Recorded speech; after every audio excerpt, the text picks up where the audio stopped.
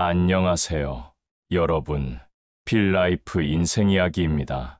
오늘은 우리 마음속 깊은 곳에 숨어 있는, 그러나 누구도 쉽게 인정하고 싶지 않은 감정에 대해 이야기해 보려 합니다.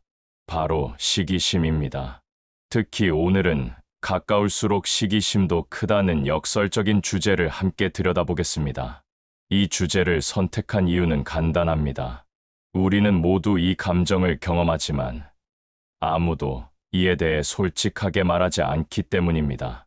SNS에는 축하 메시지가 넘쳐나지만 그 뒤에 숨겨진 복잡한 감정들은 각자의 마음속에만 갇혀 있습니다. 오늘은 그 침묵을 깨고 우리 모두가 느끼지만 말하지 못했던 이야기를 꺼내보려 합니다. 친구의 성공이 더 아픈 이유. 여러분은 이런 경험이 있으신가요?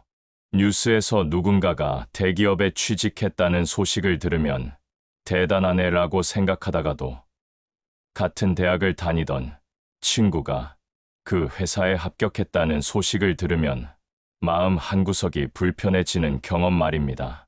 SNS에서 모르는 사람의 화려한 일상을 보면 그저 구경하듯 넘기다가도 고등학교 동창의 신혼여행 사진을 보면 왠지 모를 씁쓸함이 밀려오는 그런 순간들이요. 머리로는 축하해야 한다는 것을 알고 있습니다. 실제로 댓글에 축하해 라고 쓰기도 합니다. 하지만 동시에 가슴 한편에서는 묘한 감정이 올라옵니다. 내가 서 있는 곳과 그 사람이 서 있는 곳 사이의 거리가 갑자기 멀게 느껴지고 나는 뭐 하고 있나라는 자괴감이 밀려옵니다. 이것은 우리가 나쁜 사람이라서가 아닙니다. 이것은 지극히 인간적인 감정입니다. 심리학에서는 이를 사회적 비교 이론으로 설명합니다. 1954년 심리학자 레온 페스팅거가 제안한 이 이론에 따르면 우리는 자신의 가치와 위치를 판단할 때 절대적 기준보다는 주변 사람들과의 비교를 통해 평가합니다. 그런데 문제는 우리가 비교하는 대상이 주로 가까운 사람이라는 점입니다. 우리는 본능적으로 나와 비슷한 조건의 사람들과 자신을 비교하며 그 비교를 통해 자존감을 형성합니다. 거리의 심리학. 낯선 사람의 성공은 우리에게 영향을 주지 않습니다. 할리우드 배우가 수백억을 벌어도 실리콘밸리의 천재가 혁신적인 기업을 만들어도 우리는 그저 대단하네라고 생각할 뿐입니다. 그들은 애초에 우리와 다른 세계에 사는 사람들이니까요. 비교의 대상조차 되지 않습니다. 마치 다른 종족을 보는 것과 같습니다. 하지만 같은 반에서 공부했던 친구, 같은 회사에서 일했던 동료, 같은 동네에서 자랐던 이웃의 성공은 다릅니다. 그들은 나와 비슷한 출발선에 있었던 사람들입니다. 같은 급식을 먹었고, 같은 교복을 입었으며, 같은 시험을 봤습니다. 그래서 그들의 성공은 자연스럽게 나도 할 수 있었는데, 혹은 왜 나는 안 됐을까라는 질문으로 이어집니다. 심리학자들은 이를 유사성 효과라고 부릅니다. 가까운 사람일수록 우리는 그 사람과 나 사이의 유사점을 더 많이 발견합니다. 같은 학교, 같은 전공, 비슷한 나이, 비슷한 환경. 이 유사성이 클수록 비교는 더 직접적이고 강렬해집니다. 더 흥미로운 것은 근접성의 역설입니다. 우리는 가까운 사람의 성공을 보며 두 가지 상반된 감정을 동시에 느낍니다. 한편으로는 나도 할 수 있다는 희망을, 다른 한편으로는 왜 나는 못했나는 좌절을 느끼는 것이죠. 이 모순된 감정의 충돌이 우리를 더욱 괴롭게 만듭니다. 형제자매, 가장 가까운 경쟁자. 이 현상이 가장 극명하게 드러나는 관계가 있습니다. 바로 형제자매입니다. 성경에 나오는 최초의 살인 사건도 형제 사이에서 일어났습니다. 카인과 아벨의 이야기는 단순한 신화가 아니라 인간 심리의 본질을 꿰뚫는 통찰입니다. 왜 카인은 아벨을 질투했을까요? 그들은 가장 가까운 사이였고 같은 환경에서 자랐으며 같은 부모에게서 평가받았기 때문입니다. 현대 심리학 연구들도 이를 뒷받침합니다. 형제자매 간의 경쟁과 시기는 거의 보편적인 현상입니다. 부모의 사랑과 관심을 두고 경쟁하며 자란 우리는 성인이 되어서도 무의식적으로 비교하는 습관을 버리지 못합니다. 특히 한국 사회에서 형제자매 간의 비교는 더욱 노골적입니다. 명절 때마다 형은 대기업 다니는데 너는 뭐하니? 언니는 벌써 결혼했는데 너는 언제 할 거니? 라는 질문들이 쏟아집니다. 어른들은 무심코 던진 말일 수 있지만 듣는 사람에게는 날카로운 비수가 됩니다. 형제자매 관계의 아이러니는 이것입니다. 가장 오래 알고 지낸 사람이면서도 가장 편하게 마음을 열기 어려운 사람이 되기도 합니다. 어릴 때부터 쌓인 비교와 경쟁의 기억들이 성인이 되어서도 관계에 그림자를 들이우는 것이죠. 직장에서의 시기심. 직장도 시기심이 꽃피는 대표적인 공간입니다.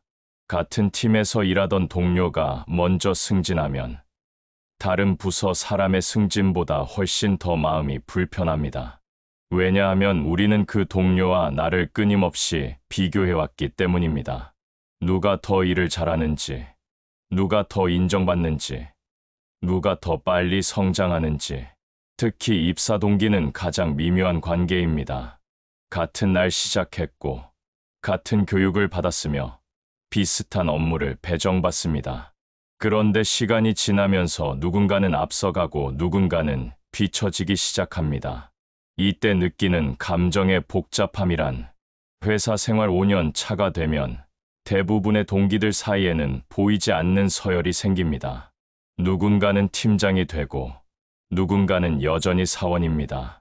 점심을 먹으며 예전처럼 편하게 이야기하지만 어딘가 미묘한 긴장감이 흐릅니다. 언제부터 우리 사이가 이렇게 됐을까? 더 힘든 것은 그 동료가 실력이 없어서가 아니라 정말로 능력이 뛰어나서 승진했을 때입니다. 질투할 명분도 없고 화낼 대상도 없습니다. 그저 나 자신에게 화가 날 뿐입니다. 그리고 그 감정을 느끼는 자신이 또 싫어집니다. 시기심의 이중성. 흥미로운 점은 우리가 시기하는 대상이 동시에 가장 사랑하는 사람이기도 하다는 것입니다. 친한 친구이기에 시기하고 사랑하는 형제이기에 질투합니다. 이 모순적인 감정의 공존이 우리를 더욱 괴롭게 만듭니다. 이런 감정을 느끼면 안 되는데 라는 죄책감이 시기심 위에 덧붙여지는 거죠. 친구가 좋은 소식을 전해올 때를 생각해 보세요. 한편으로는 진심으로 기쁩니다. 오랫동안 그 친구가 노력해온 것을 알고 있으니까요. 하지만 동시에 가슴 한구석에서는 묘한 감정이 올라옵니다. 이 두 감정이 동시에 존재한다는 사실이 우리를 혼란스럽게 합니다. 하지만 이것이 인간입니다. 우리는 완벽하지 않고 우리의 감정은 항상 논리적이지 않습니다. 사랑과 질투, 기쁨과 시기가 한 마음에 공존할 수 있다는 것을 인정하는 것이 첫 번째 단계입니다. 심리학자 칼 융은 이를 그림자 자아라고 불렀습니다. 우리 안에는 밝은 면과 어두운 면이 공존하며 이 어두운 면을 부정하려 할수록 그것은 더 강해진다고 했습니다. 시기심도 마찬가지입니다. 그것을 인정하고 받아들일 때 비로소 우리는 그 감정을 넘어설 수 있습니다. 시기심을 대하는 법. 그렇다면 우리는 이 불편한 감정을 어떻게 다뤄야 할까요? 첫째, 감정을 인정하세요. 시기심을 느낀다고 해서 나쁜 사람이 되는 것은 아닙니다. 그 감정을 숨기거나 부정하려 하면 오히려 더 커집니다. 아, 나 지금 질투하고 있구나 라고 솔직하게 인정하는 것만으로도 감정의 강도는 줄어듭니다. 마치 어둠 속에서 손전등을 켜는 것처럼 그 감정을 의식의 빛으로 비추는 순간 그것은 덜 무섭게 느껴집니다. 둘째, 비교의 기준을 바꾸세요. 다른 사람과 나를 비교하는 대신 과거의 나와 현재의 나를 비교하세요. 1년 전의 나보다 성장했다면 그것으로 충분합니다. 모든 사람은 각자의 속도로 달리는 마라톤을 하고 있습니다. 옆 사람의 페이스에 흔들릴 필요가 없습니다. 누군가는 초반에 빠르게 달리고 누군가는 후반에 힘을 냅니다. 중요한 것은 자신의 호흡을 찾는 것입니다. 셋째, 감사의 관점을 가지세요. 가까운 사람의 성공은 사실 축복입니다. 그것은 내 주변에 능력이 있고 성공하는 사람들이 있다는 뜻이니까요. 그들의 성공에서 배우고 그들의 에너지를 받을 수 있습니다. 성공한 친구를 멀리하는 것이 아니라 그 사람 옆에 있는 것만으로도 우리는 성장의 기회를 얻게 됩니다. 넷째, 자신만의 길을 찾으세요. 시기심은 종종 우리가 남의 기준으로 성공을 정의할 때 생깁니다. 진정으로 내가 원하는 것이 무엇인지, 내가 가치 있게 여기는 것이 무엇인지 명확해지면 남과의 비교는 덜 중요해집니다. 내가 걷고 싶은 길이 분명해지면 옆 사람이 어디로 가는지는 더 이상 중요하지 않습니다. 다섯째, 시기심의 근원을 탐구하세요. 때로 시기심은 우리가 진짜 원하는 것이 무엇인지 알려주는 신호등입니다. 친구의 어떤 면이 부러운지 구체적으로 들여다보세요. 그것이 정말 내가 원하는 것인지 아니면 사회가 원하라고 강요하는 것인지 구분해 보세요. 시기심의 긍정적 활용. 역설적이게도 시기심은 제대로만 활용하면 강력한 동기부여가 될 수 있습니다. 친구의 성공이 부럽다면 그것은 내가 그 분야에 관심이 있다는 신호입니다. 동료의 승진이 신경 쓰인다면 그것은 나도 성장하고 싶다는 욕구의 표현입니다. 중요한 것은 이 에너지를 파괴적으로 쓰지 않고 건설적으로 사용하는 것입니다. 상대방을 깎아내리려 하지 말고 나를 끌어올리는 데 집중하세요. 저 사람은 어떻게 해서 성공했을까?를 질문하고 배울 점을 찾으세요. 실제로 많은 성공한 사람들이 고백합니다. 자신을 움직이게 만든 것이 순수한 열정만이 아니라 누군가에 대한 시기심이었다고요. 그 감정을 부끄러워하지 않고 오히려 발판으로 삼았다고 말합니다. 시기심을 에너지로 전환하는 구체적인 방법이 있습니다. 부러운 것을 보았을 때 나는 왜 저렇지 못할까라고 자책하는 대신 저것을 이루기 위해 내가 할 수 있는 첫 번째 행동은 무엇일까? 라고 질문해 보세요. 감정을 행동으로 전환하는 것입니다. 예를 들어 친구의 건강한 몸매가 부럽다면 그 친구에게 어떻게 운동하는지 물어보세요. 동료의 프레젠테이션 능력이 부럽다면 그 사람의 발표 자료를 연구하고 조언을 구하세요. 시기심은 이렇게 우리에게 성장의 방향을 알려주는 나침반이 될 수 있습니다. 거리 두기의 지혜. 때로는 건강한 거리 두기가 필요합니다. 누군가와의 관계가 끊임없는 비교와 시기로 얼룩져 있다면 잠시 거리를 두는 것도 방법입니다. 이것은 그 사람을 미워해서가 아니라 나 자신을 보호하기 위함입니다. SNS를 잠시 끊거나 만남의 빈도를 조절하는 것만으로도 마음의 평화를 되찾을 수 있습니다. 특히 SNS는 시기심의 온상입니다. 우리는 다른 사람들의 하이라이트만 보면서 그것을 우리의 일상과 비교합니다. 누군가의 완벽해 보이는 인스타그램 피드 뒤에는 수십 장의 삭제된 사진과 편집된 현실이 있다는 것을 잊지 마세요. 거리 두기는 도망이 아닙니다. 오히려 용기 있는 선택입니다. 자신의 정신 건강을 지키기 위해 필요한 경계를 설정하는 것입니다. 한 발 물러서서 나 자신에게 집중할 시간을 갖는 것입니다. 그리고 흥미롭게도 이렇게 거리를 두고 나면 관계가 오히려 개선되는 경우가 많습니다. 비교에서 벗어나 그 사람을 있는 그대로 볼 수 있게 되고 진정한 축하와 응원이 가능해집니다. 공간이 생기면 여유가 생기고 여유가 생기면 너그러움이 생깁니다. 성숙한 관계로의 전환. 가장 이상적인 것은 시기의 관계를 응원의 관계로 전환하는 것입니다. 이것은 쉽지 않습니다. 하지만 가능합니다. 진심으로 상대의 성공을 축하할 수 있게 되는 순간 우리는 한 단계 성장합니다. 그리고 놀랍게도 그렇게 응원할 수 있을 때 우리 자신도 더 행복해집니다. 한 심리학 연구에 따르면 다른 사람의 성공을 진심으로 축하하는 사람들이 자신의 삶에 대한 만족도도 높다고 합니다. 왜 그럴까요?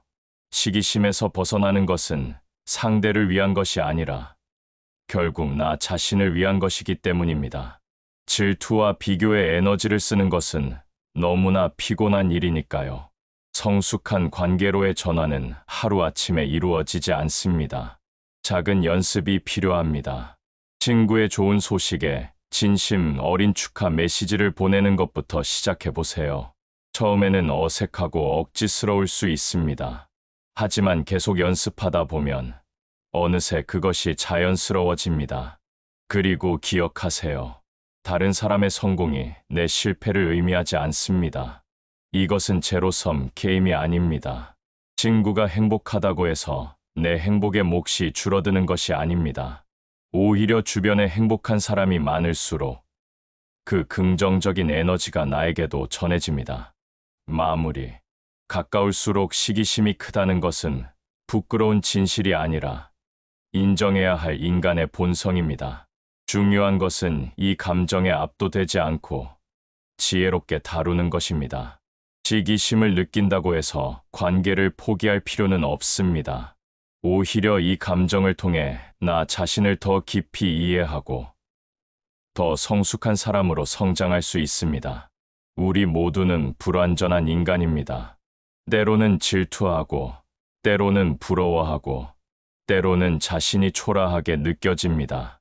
그것은 자연스러운 일입니다. 중요한 것은 그 감정에 머물러 있지 않고 거기서 배우고 성장하는 것입니다. 오늘 하루 누군가와 나를 비교하며 힘들어하고 있다면 잠시 멈추고 물어보세요. 나는 정말 무엇을 원하는가? 그리고 그 대답을 향해 한 걸음씩 나아가세요. 다른 사람의 삶이 아니라 나만의 삶을 살아가세요.